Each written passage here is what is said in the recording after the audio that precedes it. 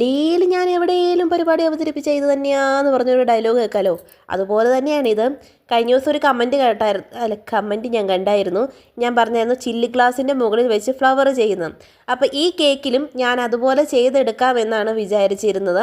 കാരണം ഞാൻ എല്ലാ ഫ്ലവറും ചില്ലി ഗ്ലാസിൻ്റെ മുകളിൽ വെച്ചാട്ടോ ചെയ്യുന്നത്. നമ്മൾ ആ ഫ്ലവർ ചെയ്തെടുക്കാനുള്ള സംഗതി എൻ്റെ കയ്യിലില്ല.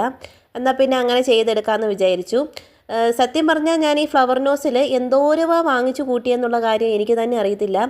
ഇത് ഫ്ലവർ ഉണ്ടാക്കും, ഇതെല്ലാം കൂടെ എവിടെയെങ്കിലും കൊണ്ടിടും, കാണാതെ പോവും. അതുപോലെ തന്നെ ഈ തവണയും എന്നാൽ ഉണ്ടാക്കാമെന്ന് വിചാരിച്ച് നോക്കി കഴിഞ്ഞപ്പോൾ സംഗതി കണ്ടില്ല. ഇനി ഞാനൊരു പുതിയൊരു നോസിൽ വാങ്ങേണ്ട ഒരു അവസ്ഥ വന്നിരിക്കുകയാണ്. പിന്നെ എന്താ പറയുക, 1 kg ഒരു വൈറ്റ് ഫോറസ്റ്റിൻ്റെ കേക്കാട്ടോ. അപ്പോൾ ചേച്ചി ഇവിടെ ഇല്ല, ചേച്ചി വിദേശത്താണ്. അപ്പോൾ ചേട്ടന് സർപ്രൈസ് കൊടുക്കാൻ വേണ്ടിയിട്ടാട്ടോ നമുക്ക് കേക്കിൻ്റെ ഓർഡർ തന്നത്. അപ്പോൾ രാത്രി ഒരു 8 മണിക്ക് മുമ്പ് എത്തിച്ചാൽ മതി എന്ന് പറഞ്ഞായിരുന്നു.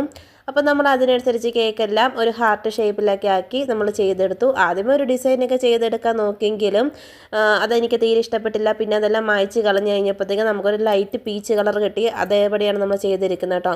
അപ്പോൾ അടുത്തൊരു കേക്ക് വരുവാണെങ്കിൽ ഞാൻ ഉറപ്പായിട്ടും ഞാൻ ഗ്ലാസിൻ്റെ മുകളിൽ വെച്ച് ഫ്ലവർ ചെയ്യുന്നത് കാണിച്ചിരിക്കും. അപ്പോൾ നമ്മുടെ നോസിൽ കാണാതെ പോയി, അതാണ് ഏറ്റവും വലിയ ഒരു ഇതായിപ്പോയത്. അല്ലെങ്കിൽ ഞാൻ ഉറപ്പായിട്ട് ഞാൻ കാണിച്ചേനെ. അപ്പം ഫ്ലവർ സെറ്റപ്പ് അല്ലെങ്കിലും സംഗതി ഞാൻ കാണിച്ചു തരുന്നതായിരിക്കും.